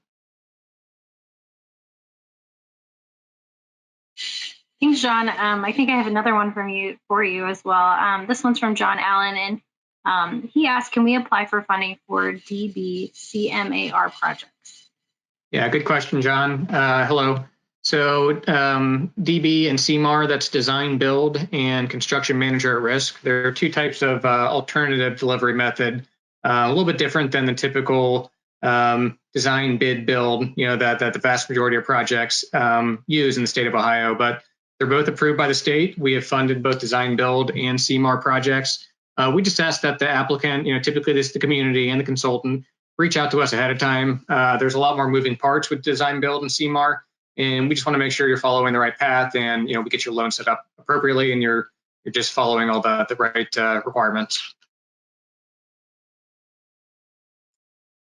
The next question comes from Lena Glore, and Jerry, I believe this is for you. Our local health department has been awarded WPCLF funds for 2022, but we have a waiting list of eligible homeowners that is so long that we have discontinued taking names.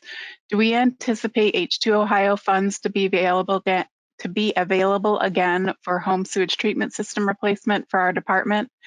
She's from Wood County.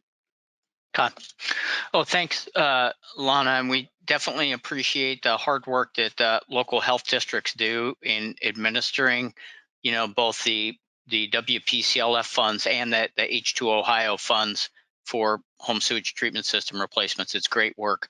I don't know that I have a great answer to your question right now, Lana. What I can tell you is that there is going to be some additional funds available through the H2 Ohio program for home sewage replacements.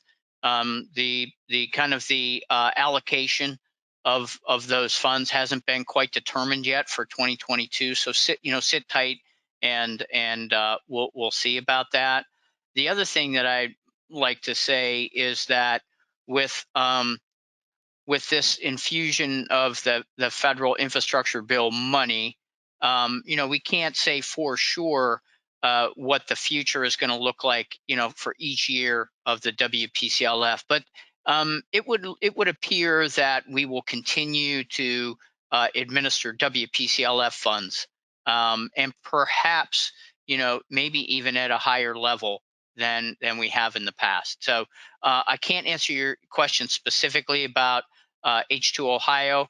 That's still kind of being determined about the funding levels for 2022. There will be H2 Ohio funds that the agency will be administering for 2023 as well. So sit tight with that, but we do appreciate the work that you're doing there in Wood County. Thank you. Thanks, Jerry. This next question I think is for you, John, and it's will funding requests for planning, design, and construction follow the same nomination process followed by the full application process? Yeah, that's a really good question. I know we said that about a lot of questions, but they really are. And, there's just a lot. These programs aren't too complicated, but there's just a lot involved with them. So planning and design, we've actually allowed those nominations to be submitted year round. You don't necessarily have to wait for what's typically the month of February and the month of August for water and wastewater, respectively. There's not quite as much information required, so you do have to submit the application, but you're not going through a full environmental review. Typically, what we're looking at is either preliminary engineering reports, facility plans. In the case of design, looking at architectural engineering agreements or engineering agreements. So not exactly the same process. And those can be nominated any time. We imagine we'll continue offering that into the future. Thanks. Our next question comes from Jason Tinku. He is asking, will projects currently in the queue for SRF funding be eligible, and specifically for principal forgiveness? Sherry, I'm not sure if you can answer that. Yeah, I'll take a crack at it. Hi, Jason. Super glad you could join us today.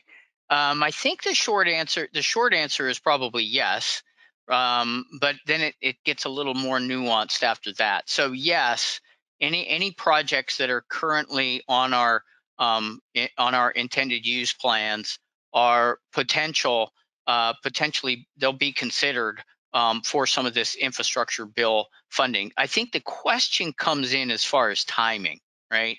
So like we haven't applied for these funds yet, and we haven't received them yet, and we can't commit to awards prior to getting the funds from US EPA.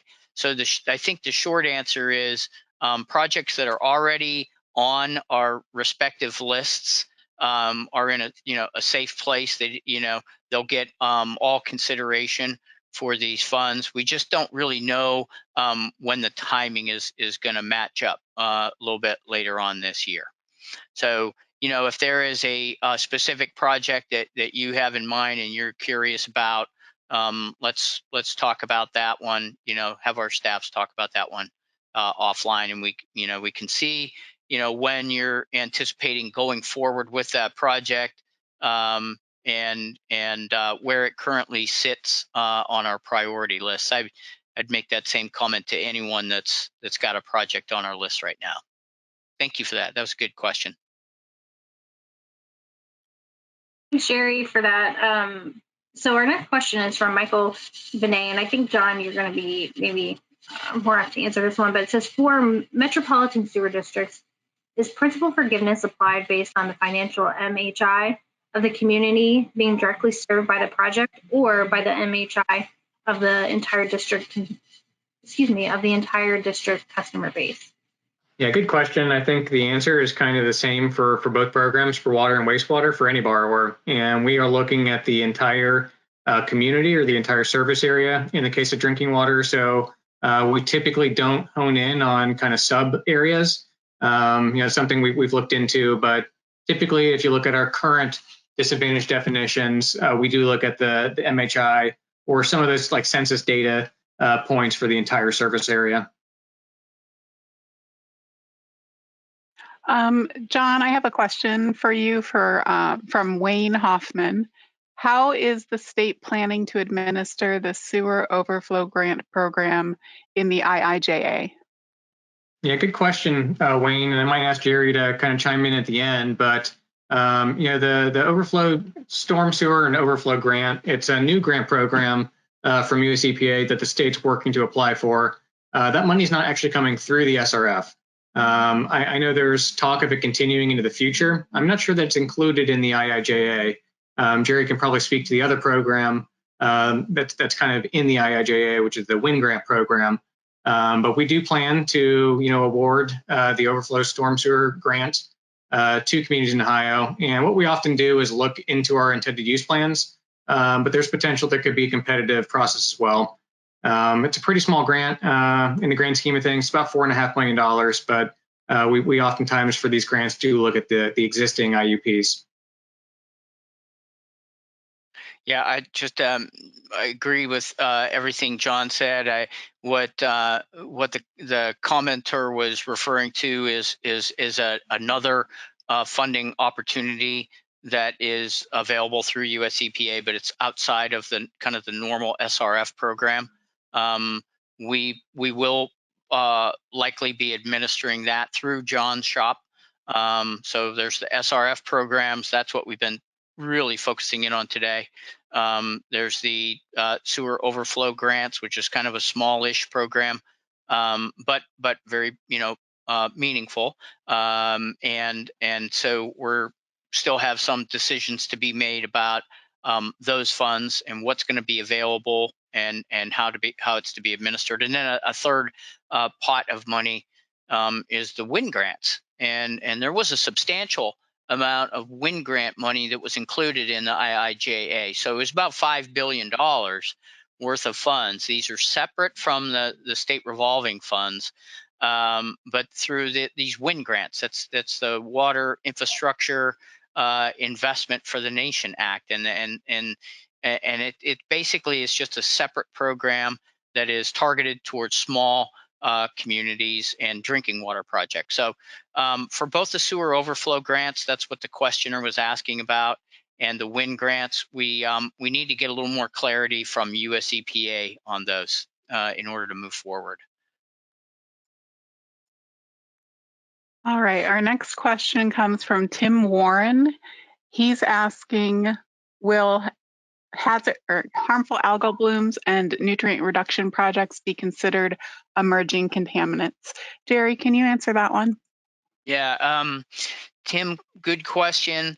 So remember when we talk about emerging contaminant funding, that each SRF program is going to get some, right? There's $1 billion nationally that's going to the clean water SRF. There's $4 billion nationally that's going to the drinking water SRF. So each program is going to have a definition of emerging contaminants. There'll be a lot of overlap, but there could be some differences.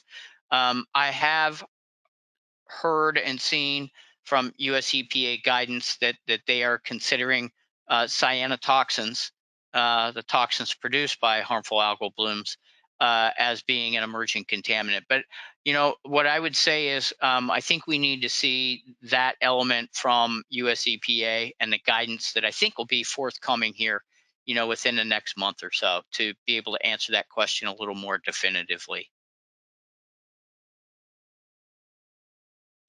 Thanks, Jerry. Our next question is from Mary Helen Smith. And she asks, who at Ohio EPA has a list of the small drinking water plants by county that may qualify for this funding or assistance? Yeah, good question, Mary. Glad you could join us too. So we don't necessarily have a list for drinking water plants that qualify for the Disadvantaged Community Loan Program. There's a little more analysis required since we do look at your sewer water rates. We look at the human health components of a project as well. On the wastewater side, we do have a list. We actually publish a list of all the communities that meet our affordability criteria. And it's a rather extensive list. I want to say there's probably about 500 communities across the state that meet the affordability criteria. So that's posted on the website. You're more than welcome to reach out and we can provide that to you. We did just redesign our website. So if you're having trouble navigating, just reach out to the email address on your screen or contact Jerry or me. Thanks. Jerry, I think this next question is for you from Terry Corzan. He's asking, is there a reason why Ohio only gets 0.9% of the $11.5 billion in the first year? This is much less than 1 out of 51 of the states. Thank you. Yeah, I am not clear about the question. So let's be happy to follow up online or offline, I should say. So what I can say is this: we're going to apply for every grant that we can get through the water and wastewater infrastructure as soon as we can get it. So the infrastructure bill has a lot of other federal funding opportunities, as we said at the very beginning. What we're focusing in on are the water and wastewater parts.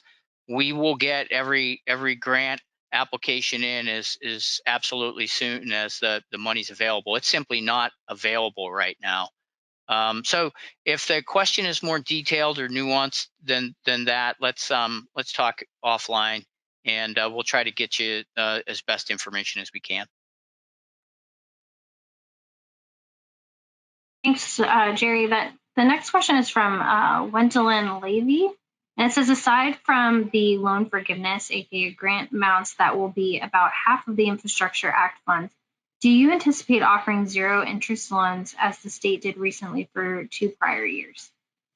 Yeah, good question. I think the answer is yes. We offer a significant amount of 0% loans, whether kind of some of the discounts we discussed earlier, but also for some of the smaller communities. Every small community under 10,000 population gets what's called the small community rate, which is pretty low right now. It's about, well less than 1%. We offer hardship 1% for some communities that might be in the 5,000 and 10,000 range, and then 0% for some of our disadvantaged communities under 2,500. So a fair amount of 0% loans, a fair amount of discounted rates also for things like planning and design. But we definitely will continue to offer 0% loans, and could be even more offerings with the new money coming through the bill or the IIJA. Thanks. We have a question that came in from Tim Warren. Do you foresee the 10,000 population criteria applying to all the new principal forgiveness moving forward? Are larger systems going to be ineligible for principal forgiveness? Yeah, good question, Tim. And I think once again, we may need to see federal guidance on this. What Tim is referring to is that both programs really do focus the current principal forgiveness to the small and disadvantaged communities, especially the disadvantaged under 10,000 in population. That's kind of been a long-standing program parameter from US EPA. There seems to be a acknowledgement that there are subgroups within larger communities that are economically disadvantaged. So I think we're taking we'll take a fresh look at any of these parameters that we're allowed to take a fresh look at. So if the federal parameters expand and we're able to do so, likewise, we'll do that. So I don't think we have a kind of a final answer for you right now. We'll take a look at the federal guidance that comes out and see whether or not we can make any modifications to the program. Thanks, Jerry. We just have a few more questions left. I just want to remind folks that Again, if we didn't answer your question, or again, if you think of one later, you can always, again, email the email address that's on the screen currently. But we will just finish up these last couple of questions. And then, like I said, if you would like this recording, you can email that email address as well, or again, reach out to any of our staff if you have continuing questions. Our next question is from Kristen Rich, and it's, will WRSP funding increase? Will there be any noteworthy changes to the application process? Will sponsorship still be required? Yeah, good question, Kristen. Thanks for attending. So the WRSP, I kind of briefly mentioned that during my remarks. It's a water resource restoration sponsor program. It's pretty key. You know, this program allows loans to essentially sponsor some wetland conservation and restoration projects. I think the short answer is sponsorship is still going to be required. That's pretty fundamental to the program. We've had the team, over the last year, looking at a lot of improvements to the program. So, we think we're going to make the process a little more streamlined, especially with some of the challenges we've seen in the last few years, just with a low interest rate environment. I don't know about the increase in funding. That's something we can certainly consider in the future. But right now, at least for 2022, that number remains at $15 million a year. Thanks, John. I think the next question is for Jerry from Ben Howard. Related to the emerging contaminants questions, any chance that manganese removal will be considered? While manganese is not an emerging contaminant, there has been emerging concern about long-term health effects, with the regulatory stance moving away from just sequestration to actual removal. Yeah, thanks for the question. I believe this same question is being discussed kind of in the larger realm across the country. So US EPA is, I think, is entertaining it. So Ben, we'll just have to wait and see what the guidance is from US EPA. But the question, I believe, has come up before. So I anticipate that we should have an answer on that, in the coming weeks or month.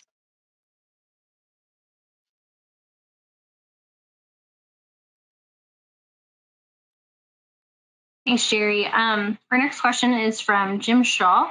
He asks, will Ohio's Water Pollution Control Loan Fund and the Water Supply Revolving Loan Account be renamed to CWSR? Oh, sorry, I just got another question in, and so my screen shifted. I apologize about that.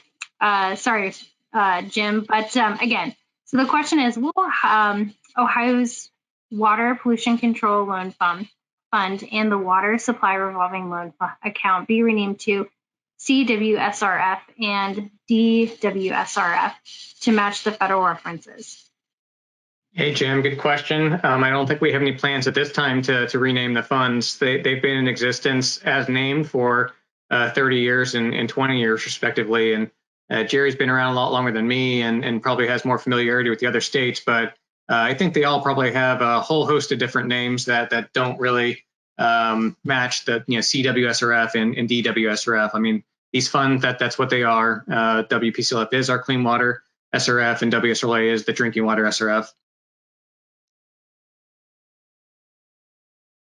Thank you. And Jerry, I think this question is for you from Jennifer Brown. Can you confirm the LSL program parameters? Will it be 50% principal forgiveness, balance 0% loan? I thought I heard in the question session something different. Yeah, hi, Jennifer. Great question. Gosh, we haven't had too many questions about the lead service line funds. So the answer to that is it remains to be seen. I know you all are asking a lot of good questions, and I keep saying that we're waiting on federal guidance, but we really do need to get some guidance from US EPA to kind of show us what some of the guardrails are going to be that the state needs to stay within, and then within those guardrails, we'll kind of make some program decisions about how we think best to offer that. So I'm not sure that we have a definitive answer for you yet. through John's program and his administration of the drinking water SRF, we have been administering, $20 million in lead service line money. The money that's gone out so far has been as principal forgiveness, 100% principal forgiveness up to a $1 million, maximum. So remains to be seen, Jennifer. We'd love your comments on that. I think what is important to know is that what the state is going to get is a grant of approximately $70 million per year. But we can only administer half of that as principal forgiveness. The other half will have to be loan funds. How that goes out to individual applicants kind of remains to be seen. One way to do it would be to make it available to all applicants in the same exact way, with a portion maybe of principal forgiveness and a portion as a loan amount. But we just really haven't gotten that far. That's a critical question, and we'll try to get a better answer for you on that as we move forward.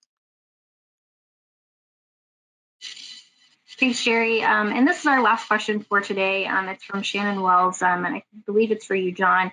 Are planning and design funds available on open cycle principal forgiveness or loan funds only? Yeah, it's a really good question, Shannon. So just to start, planning design, those can be nominated anytime.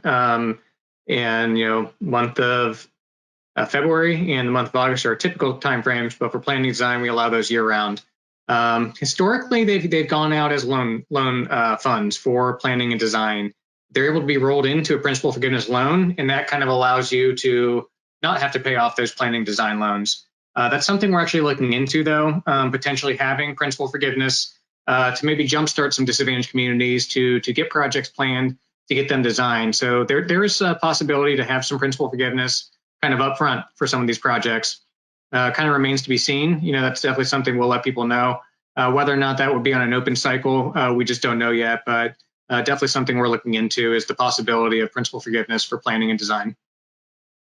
And Jesse, I'll just mention, there were probably a handful of questions we didn't get to today. So, you've got the email address there right in front of you. Feel free to send things that way or send them directly to Jerry and I. We'd be happy to talk to you.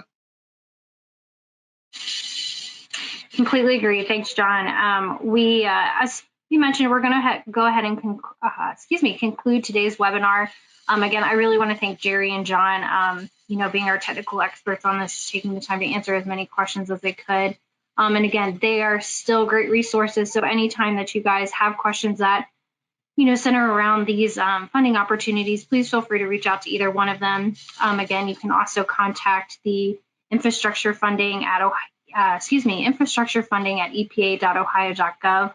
And again, as they kind of mentioned, some of this information we are still waiting on. So please continue to contact us with questions or updates. Again, look at our social media if you would like.